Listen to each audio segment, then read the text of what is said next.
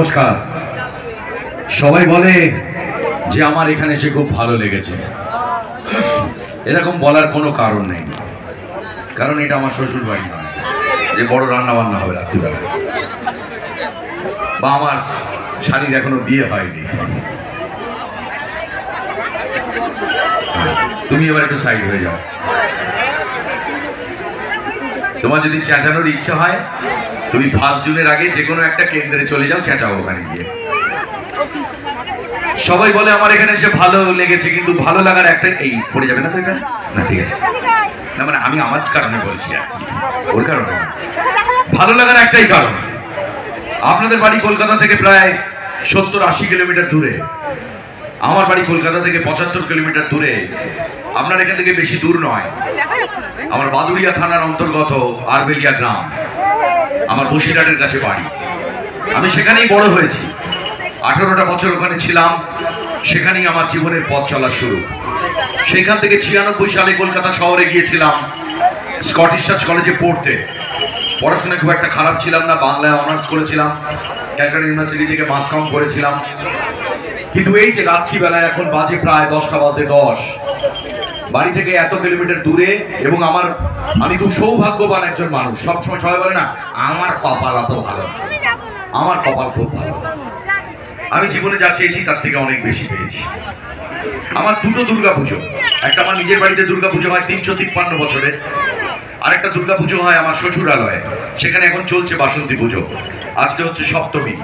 আমি সন্ধ্যেবেলা থাকতে পারলাম না, আমার ছেলেগুলো বাবাকে পেল না, আর একজন কি পেল না আমি জানি না। কিন্তু এই যে আশা, আমি এই দিনটা চেয়েছিলাম, আমি এই সময়টা চেয়েছিলাম।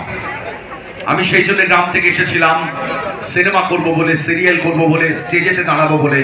আমি মানুষের ইমোশনগুলোকে ফেরত দিতে চেয়েছিলাম। পথ অত সোজা ছিল না, কিন্তু সেই পথে আমার দেখতে দেখতে 24টা বছর কেটে গেল। 25 বছর হবে আমার ক্যারিয়ার। আমি বাংলা সিনেমার সঙ্গে যুক্ত। আজ এই যে এতগুলো মানুষের সঙ্গে এখানে আলাপ হচ্ছে, কত যাতায়াত হয়, এই দিনটার জন্যই হয়তো আজ অবধি রয়েছি। এটাই সব থেকে বড় প্রাপ্তি। বাংলা সিনেমায় হিরো হতে এসেছিলাম, ভেবেছিলাম হিরো হব, বা হিরো হব নাই বা কেন। আমি উত্তম কুমারকে দেখে বড় হয়েছি, মিঠুন চক্রবর্তী, প্রসেনজিৎ চ্যাটার্জি, চিরঞ্জিত, এদের থেকে বড় হয়েছি। কিন্তু মুশকিল হলো এইটা উঁচু বলে হওয়া হলো না। ওইটা উঁচু থাকলে কখনো হিরো হওয়া যায় না, কারণ একটু সুঠাম শরীর লাগে। তবে যা পেয়েছি খুব খুশি। আমি ভগবানের কাছে সব সময় আমি ধন্যবাদ জানাই, তুমি যে আমায় দিয়েছো তার থেকে বেশি কিছু হয় না।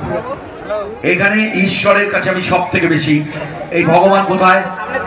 ভগবান তো আর আমার সঙ্গে এসে দেখা দেননি, দেখা করেননি, কারণ আমি রামকৃষ্ণদেব নই, আমি ঠাকুর রামপ্রসাদ নই যে মা আমার বেড়া বেঁধে দেবেন, বা আমি কোনো সন্ত আদমি নই। ভগবান আছে। কোথায় আছে? আমার বাবা মার মধ্যে। তারা আশীর্বাদ করেছিলেন যে ছেলে একটা জায়গায় যা, তাই আমি আজকে এখানে।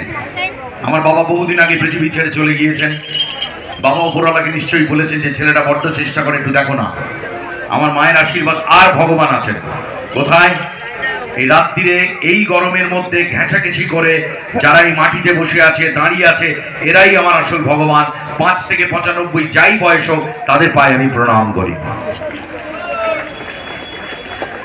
এই যে হাততালিটা দিলেন আমার অনুষ্ঠান চলাকালীন, এটাই প্রথম হাততালি, এটাই লাস্ট হাততালি। হাততালি কেউ দেবেন না। আমি এমনি এমনি এখানে ঘুরতে আসিনি, আমি পরিশ্রম করতে এসেছি, পারিশ্রমিক ব্যাংকে রেখে এসেছি।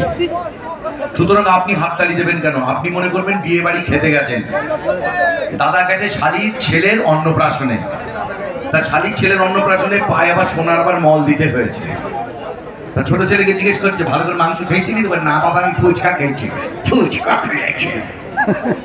আমরা কি করি? তুলে নেওয়ার চেষ্টা করি না, যে ঠিক আছে 1500 যেমন দিয়েছি 3 দিন থাকবো। খাসির মাংস কি করে উড়োতে হয় আমিও জানি, পেট খালি রাখে লোকে। তো আপনারাও উপভোগ করবেন অনুষ্ঠানটা চলতে চলতে। তো আরো কত অসুবিধা, এই যে এরকম ঘেঁষাঘেঁষি করা ফাংশন, এই ফাংশনে বা ঘেঁষাঘেঁষি করা বাসটামে অনেকে দুপুরবেলা কি খেয়েছে মাঝে মাঝে জানান দেয় আবার। ওই বাপরে বাপরে, সেই তাও বসে থাকতে হবে মুখে কাপড় চাপা দিয়ে। তাছাড়া আপনি সামনের দিকে সিট পেয়েছেন, ভালো সিট পেয়েছেন, যাই কিছু পাক না কেন চেপে চুপে ওখানেই বসে থাকতে হবে, গেলে কিন্তু সিট চলে যাবে। তাহলে আপনারাই অনেক বড়, আমরা নিমিত্ত মাত্র। ইচ্ছা ছিল যদি সিনেমা 97 সালে প্রথম টালিগঞ্জ স্টুডিওতে গিয়েছিলাম, প্রসেনজিৎ চ্যাটার্জি চুল আর যাচ্ছিল, দেখে আমার হাওয়া বেরিয়ে গিয়েছিল। কি দেখতে, কি গ্ল্যামার, আমি এখানে পারবো কি করে, একটা গাল ফুলো মোটা সোটা মাল। কিন্তু ভগবানের অন্য উদ্দেশ্য ছিল, তিনি পালিয়েছেন। তো বোম্বাদাকে দেখার পরে তখন ভাবতাম যে কি করে সম্ভব, কিছু তো একটা করতে হবে। তখন বেছে নিয়েছিলাম গান।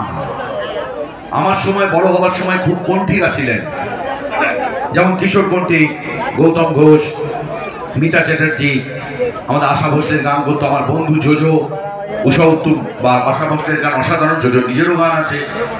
মোহাম্মদ রফি গান করতেন, মোহাম্মদ আজিজ, কুমার শানু, কিশোর কুমার কণ্ঠী ছিলেন। তো আমি ভাবলাম দেখি না আমি এরকম গান করতে পারি কিনা। কোথায় গাইবো? এই স্টেজেতে, না হলে হোটেলে, বারেতে, আর কিছু না হলে গাইবো ট্রেনেতে। দেখেছেন কত মানুষ ওঠে গান গাইতে, সেরকম গান গাইবো। এই প্রফেশনে থাকবো, মানুষকে এন্টারটেইন করবো। তো মা দুর্গা মুখ তুলে চাইলো, আমাকে অনেক দিন দিয়েছে। গান দিয়ে অনুষ্ঠান শুরু করছি, এই অনুষ্ঠানে এত মানুষ এসেছে, হাজার হাজার মানুষ। তারপরেও তো কিছু লোক বলেছে কি আর যাবো, আর ভালো লাগে না। তারা কি মিস করলো? আর আপনারা এত কষ্ট করেও যে বসে আছেন, তাদের তো প্রাপ্তিযোগ দরকার। গান দিয়ে অনুষ্ঠান শুরু করছি।